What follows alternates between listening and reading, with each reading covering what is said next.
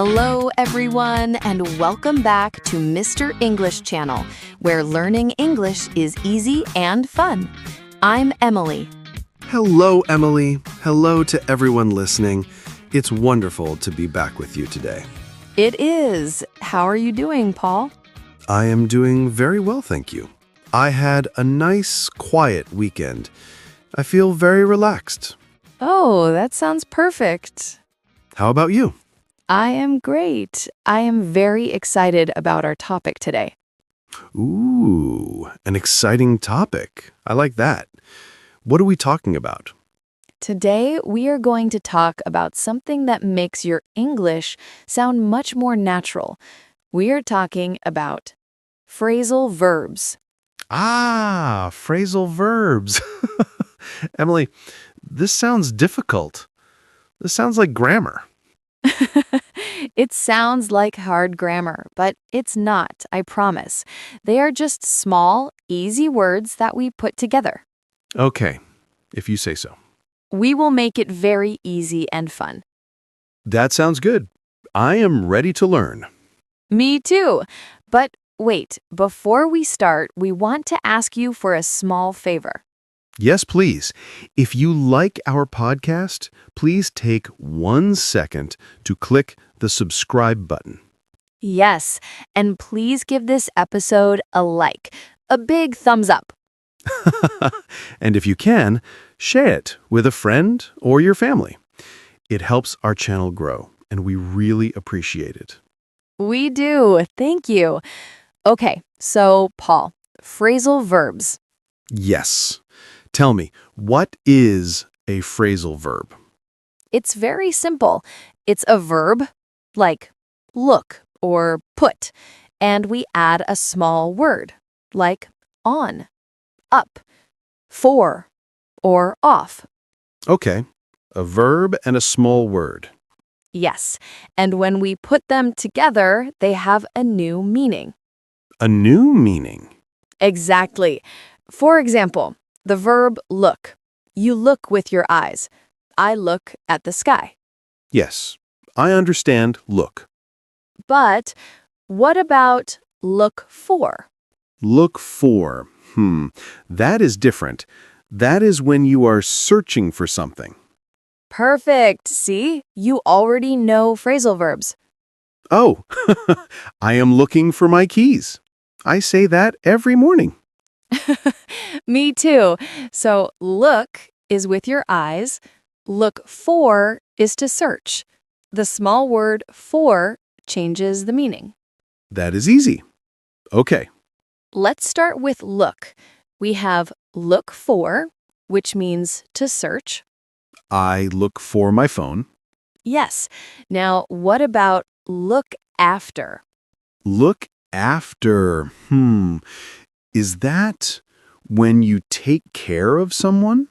Yes, good job, Paul.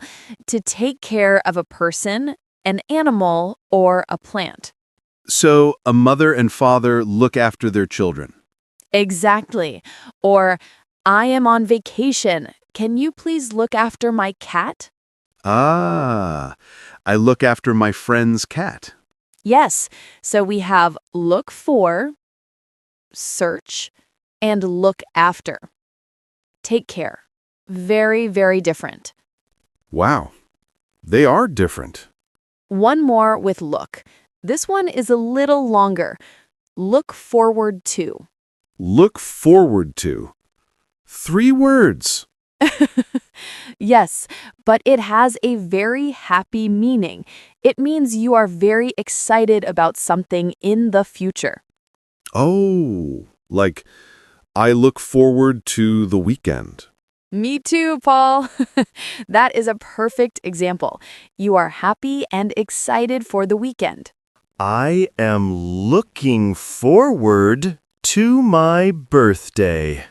Yes, it's a very positive and friendly phrase. I look forward to seeing you. I like that one. Okay, so that is look. Yes. Let's try another verb. How about put? Put. Okay. I put my coffee on the table. That is the simple verb. Now, what about put on? Put on. Ah, clothes. Yes! I put on my jacket. Exactly. It means to wear. It is cold outside. Put on your coat. Okay, put on is easy. What else? How about put away? Put away. Does this mean to tidy? To put something in the correct place? You are a star student today, Paul. Yes. Uh, when your room is messy, you need to put away your clothes and books. Ah, yes. My children never put away their toys. Yes, please put away your toys. Or, after I wash the dishes, I put them away. In the cupboard, yes. Okay, put on and put away. Now, one more. This one is very useful. Put off. Put off. Put off means to delay, to do something later. Ah, to postpone. Yes, postpone is the big formal word.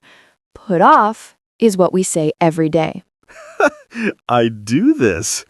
I need to clean my apartment, but I will put it off until tomorrow. That is a perfect example. I put off my homework. Or for work, the meeting was today, but we put it off until Friday. Exactly. Don't put off your English practice. Okay. I will not put it off. That is a very good one. Ready for another? I am. This is fun. Let's do the verb get. This verb has many phrasal verbs. Oh, get. Yes, I know. Get up.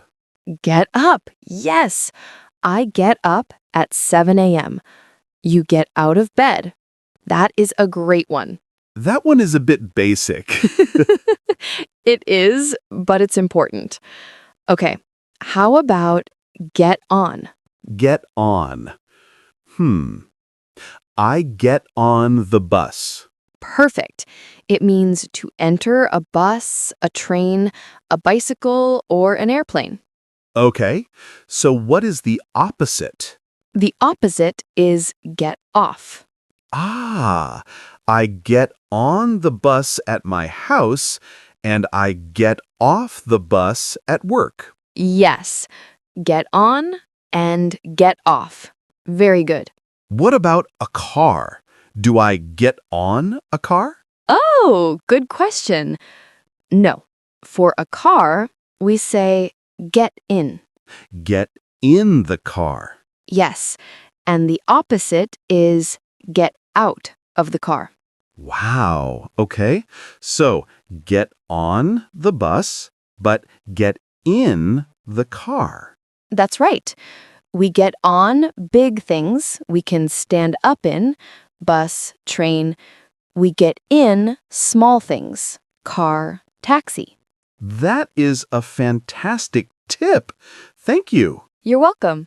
Let's do one more with get. Get along with. Get along with. I think I know this. It's about people. Yes, It means you have a good relationship. You like each other. yes. I get along with my brother. It means we are good friends. No problems. I am lucky. I get along with all my colleagues at work. That is wonderful. And if you don't? We do not get along. Simple. Tom and Sarah do not get along. It means they argue or they are not friends. That is a very useful phrase. It is. Okay, let's do one more group. The verb turn. Turn, like turn left and turn right? Yes, that is one meaning. But what about turn on?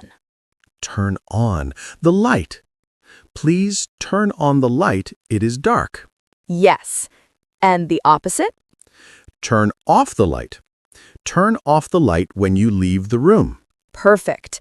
We use turn on and turn off for lights, for the TV, for the computer, any machine. I turn on the TV to watch the news. Good. Now what about turn up and turn down? Ah, for music, for the volume. You got it. I love this song. Turn it up. Yes, make it louder. Shh, the baby is sleeping. Please turn down the music. Make it quieter. Excellent, Paul. Thank you. Now, turn up has another meaning. Oh no. This one is a little more advanced, but it's very common. Turn up can also mean to arrive. Arrive? How? We often use it when someone is late or when we don't know if they will come. Give me an example. We had a party. We invited 20 people, but only 10 people turned up. Ah, only 10 people arrived. Yes. Or, I waited for my friend, but he did not turn up. He did not arrive. Wow, that is interesting. It is. He turned up 1 hour late. I will try to remember that one. Turn up means arrive. Just listen for it. You will hear it. Okay, Emily, my brain is getting full. Just a few more. These are very useful, I promise. Okay, I'm ready. What about give up? Give up. Oh, this means to stop, to quit. Yes, to stop trying. This puzzle is too difficult. I give up. Yes. Or, I tried to stop eating chocolate, but I gave up. Me too. It's too difficult. And we always say to English learners, don't give up. Keep practicing. That is very good advice. Never give up. One last one. Find out. Find out. How is this different from find? Good question. Find is usually for an object. I find my keys. Okay. Find out is for information. It means to discover a fact. Ah, I want to find out the name of that new restaurant. Yes, you want to discover that information. I watched the news to find out what happened. Perfect. I need to find out what time the train leaves. This is so useful. Find for a thing, find out for information. You got it. Wow, Emily, that was a lot of new phrases. It was, but they are all very common. Let's see.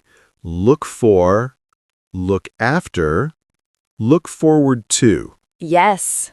Put on, put away, put off. Good job.